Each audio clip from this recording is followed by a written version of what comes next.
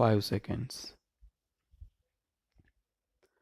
Honorable Speaker, sir, I have great pleasure in participating in the discussion on the motion of thanks to the Governor's address. We are aware that the Governor has explained the broad policies of the government in his address. Before proceeding to my speech, I would like to thank the Honorable Speaker for having given me this opportunity. I thank the Leader of the Opposition for including me in the list of members speaking on behalf of my party. At the outset, I would like to point out that this year's address is quite the same as previous year's speech. As a matter of fact, I find that most of the programs have been repeated without much change. It is my humble request that at least this year the government should complete all the schemes so that in the next year's address we see a new set of schemes. The first point I would like to bring to the notice of the House is regarding the economy. We are aware that the rate of inflation is increasing day by day. The value of the rupee is going down, and the people find it difficult to pay more for the goods and services. In the circumstances, it is a matter of concern that the interest paid by the government to various agencies for past loans is also increasing to a great extent. I would like to point out that all these things put a strain on the people of the state. I fully agree that our state is one of the few developed states in the country. However, we should not lose sight of the fact that our loan burden is increasing year after year.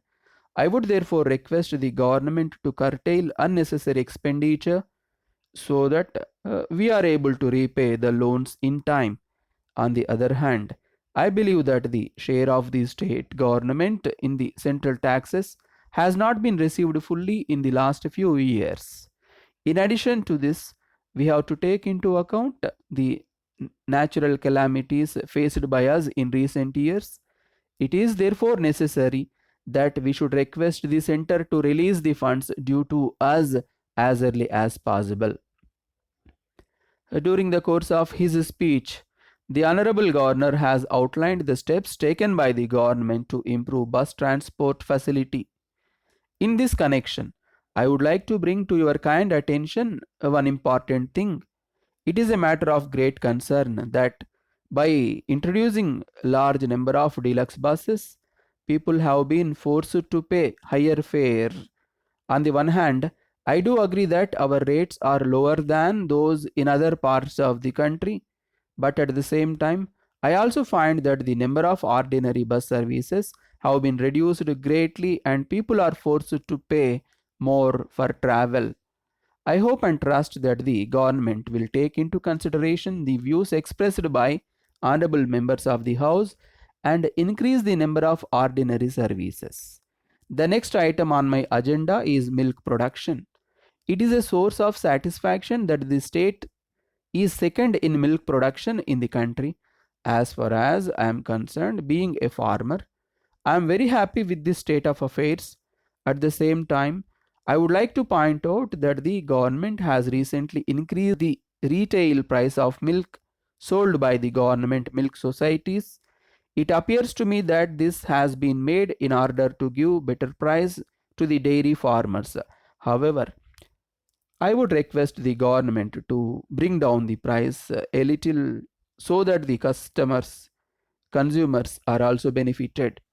Honorable Speaker, sir, I sincerely appreciate the government for the excellent steps taken to meet the power shortage in the last few years. It is a matter of great satisfaction that we are now surplus as far as electricity is concerned. In this connection, I would like to bring one thing to your kind attention. It is said that there is going to be an increase in electricity charges levied by the Regulatory Commission, which is an independent body. I would therefore like to request the government to bear a portion of it in the form of subsidy to the people. With this end in view, I support the steps being taken by the government in this regard. With these few words, I would like to conclude my speech, thanking you for this opportunity.